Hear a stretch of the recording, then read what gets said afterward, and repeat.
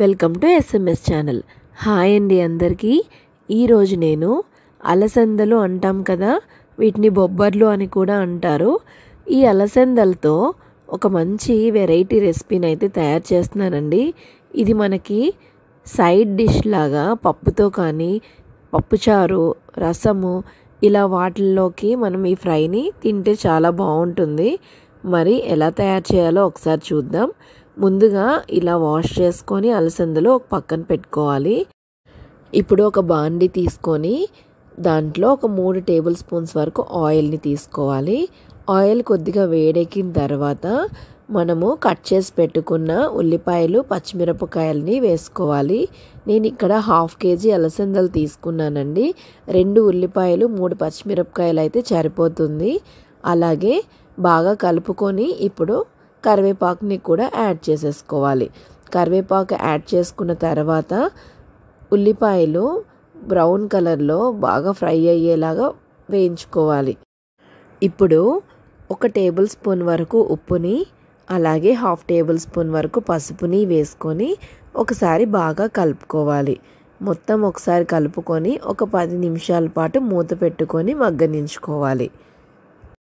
మళ్ళీ ఒకసారి ఉల్లిపాయలు మొత్తాన్ని బాగా కలుపుతూ సిమ్లోనే ఉంచుకొని వేయించుకోవాలి. చాలండి. ఈ విధంగా ఈ కలర్లోకి వచ్చిన తర్వాత ఇప్పుడు మనం కట్ చేసి పెట్టుకున్న అలసందల్ని కూడా వేసేసుకోవాలి. అలసందలన్నింటినీ కూడా వేసుకొని ఒకసారి గరిటెతో బాగా కలుపుకోవాలి. అలసందలు అంతా బాగా మగ్గేంత వరకు మూత పెట్టుకొని ఒక 15 మినిట్స్ పాటు ఉడికించుకోవాలి. ఇక్కడ చూడండి, అలసందలు బాగా ఫ్రై అవుతున్నట్టుగా కనిపిస్తూ ఉన్నాయి కదా. ఒక్కసారి మొత్తాన్ని బాగా కలుపుకోవాలి. అండ్ ఇవి పొడి పొడిగా వచ్చాయి కదా, కొంచెం మెత్తపడడం కోసం ఒక టీ గ్లాస్ అంత వాటర్ని యాడ్ చేసుకోవాలి. ఈ వాటర్ యాడ్ చేయడం వల్ల అలసందలు మనకి కొంచెం మెత్తదనాన్ని ఇస్తాయి. అండ్ అలాగే లోపల ఏదన్నా ఇంకా పచ్చి ఉన్నా సరే బాగా ఫ్రై అవుతుందండి. ఇప్పుడు ఒక 10 మినిట్స్ మూత పెట్టుకొని ఉడికించుకోవాలి. ఇప్పుడు 1 టేబుల్ స్పూన్ వరకు మసాలా పౌడర్ని యాడ్ చేసుకోవాలండి. ఇది ఆప్షనల్.